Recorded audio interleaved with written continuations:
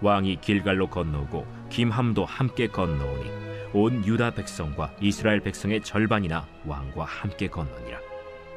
온 이스라엘 사람이 왕께 나와 왕께 아뢰되, 우리 형제 유다 사람들이 어찌 왕을 도둑하여 왕과 왕의 집안과 왕을 따르는 모든 사람을 인도하여 요단을 건너가게 하였나이까? 모든 유다 사람이 이스라엘 사람에게 대답하되, 왕은 우리의 종친인 까닭이라. 너희가 어찌 이 일에 대하여 분내느냐? 우리가 왕의 것을 조금이라도 얻어먹었느냐? 왕께서 우리에게 선물로 주신 것이 있느냐? 이스라엘 사람이 유다 사람에게 대답하여 이르되, 우리는 왕에 대하여 열몫을 가졌으니 다윗에게 대하여 너희보다 더욱 관계가 있거늘 너희가 어찌 우리를 멸시하여 우리 왕을 모셔오는 일에 먼저 우리와 의논하지 아니하였느냐? 하나 유다 사람의 말이 이스라엘 사람의 말보다 더 강경하였더라. 제20장.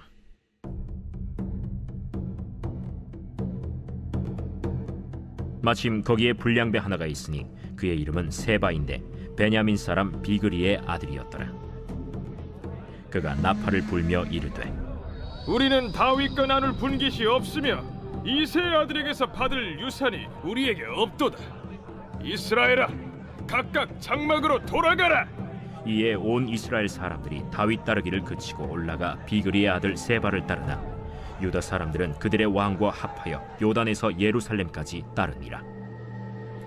다윗이 예루살렘 본궁에 이르러 전에 머물러 왕궁을 지키게 한 후궁 10명을 잡아 별실에 가두고 먹을 것만 주고 그들에게 관계하지 아니하니 그들이 죽는 날까지 갇혀서 생과부로 지내니라.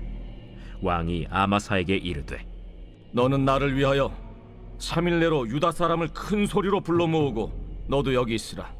아마사가 유다 사람을 모으러 가더니 왕이 정한 기일에 지체된지라. 다윗이 이에 아비새에게 이르되, 이제 비그리의 아들 세바가 압살롬보다 우리를 더 헤아리니 너는 내 주의 부하들을 데리고 그의 뒤를 쫓아가라. 그가 견고한 성읍에 들어가 우리들을 피할까 염려하노라. 요압을 따르는 자들과 그렛 사람들과 블렛 사람들과 모든 용사들이 다 아비새를 따라 비그리의 아들 세바를 뒤쫓으려고 예루살렘에서 나와 기브온 큰 바위 곁에 이르매 아마사가 맞으러 오니, 그때 요압이 군복을 입고 띠를 띠고 칼집에 꽂은 칼을 허리에 맸는데 그가 나아갈 때 칼이 빠져 떨어졌더라. 요압이 아마사에게 이르되, 내 형은 평안하냐?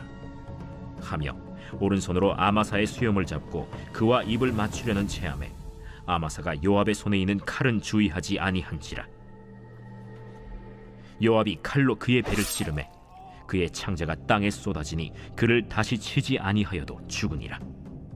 요압과 그의 동생 아비새가 비그리의 아들 세바를 뒤쫓을세 요압의 청년 중 하나가 아마사 곁에 서서 이르되, 요압을 좋아하는 자가 누구이며 요압을 따라 다윗을 위하는 자는 누구냐? 아마사가 길 가운데 피 속에 놓여 있는지라.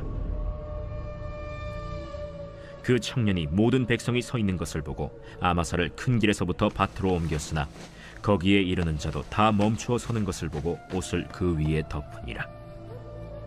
아마사를 큰 길에서 옮겨가매 사람들이 다 요압을 따라 비그리의 아들 세바를 뒤쫓아가니라. 10월 22일 토요일입니다. 압살롬의 반란은 끝났지만 나라는 여전히 혼란스럽습니다. 유다지파와 이스라엘 10지파 사이에 분쟁이 생겼고 이 일은 또 다른 반란으로 이어집니다. 이스라엘 10지파와 유다지파가 다윗을 둘러싸고 갈등을 일으킵니다. 유다지파가 다윗을 예루살렘으로 인도하는 일에 주도적인 역할을 합니다.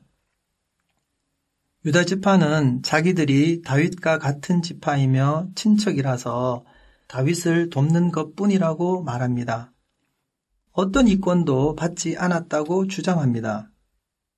다른 지파들은 유다지파가 나서는 모습이 마음에 들지 않았던 모양입니다.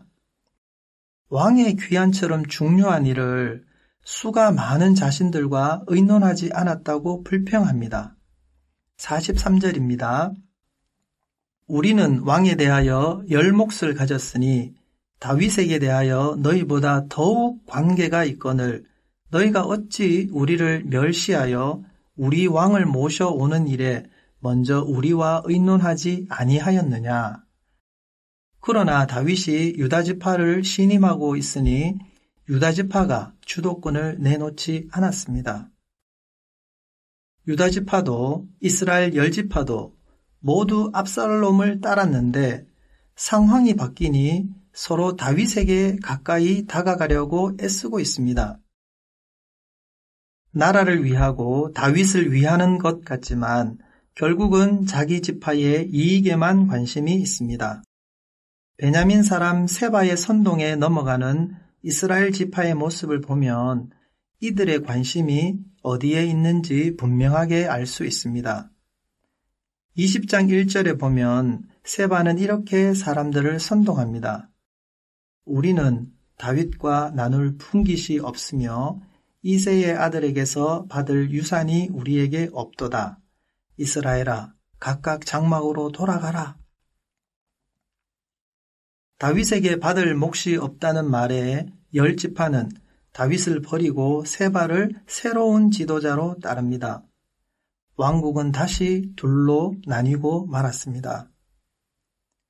예루살렘에 돌아온 다윗은 세바의 반란을 진압해야 합니다.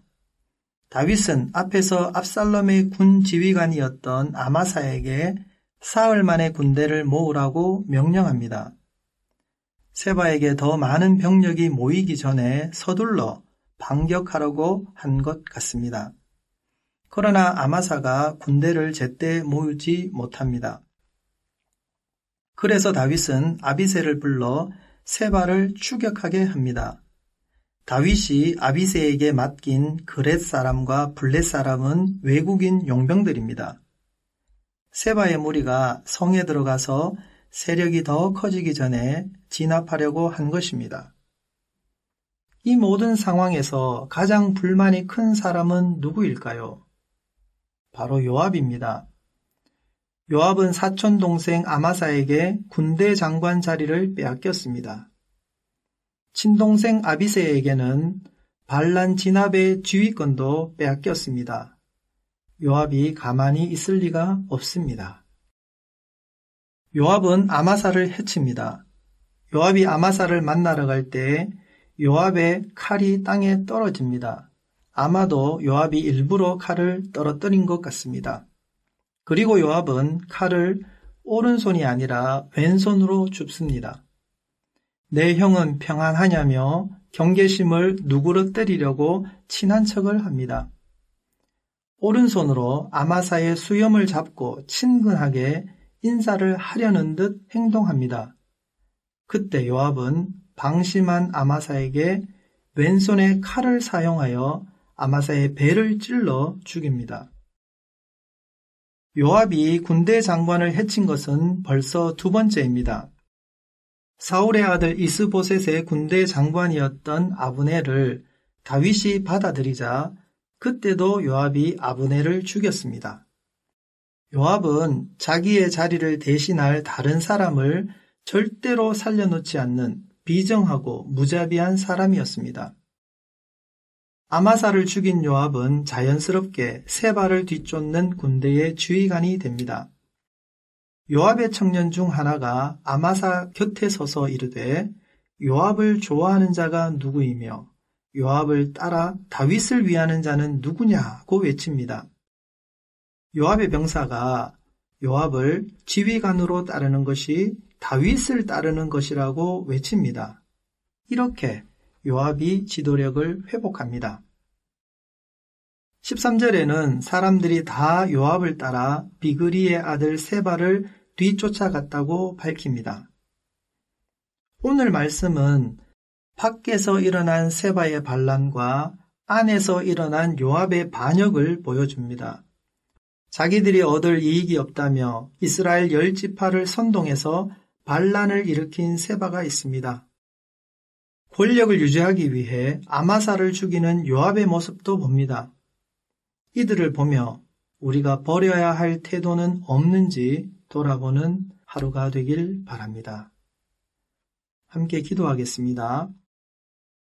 세상은 자기 몫을 지키라고 외치지만 하나님은 먼저 하나님 나라와 그의 의를 구하라고 하십니다.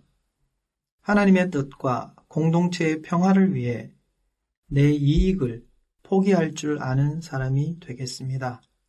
예수님 이름으로 기도합니다. 아멘. 1. 오심 기도.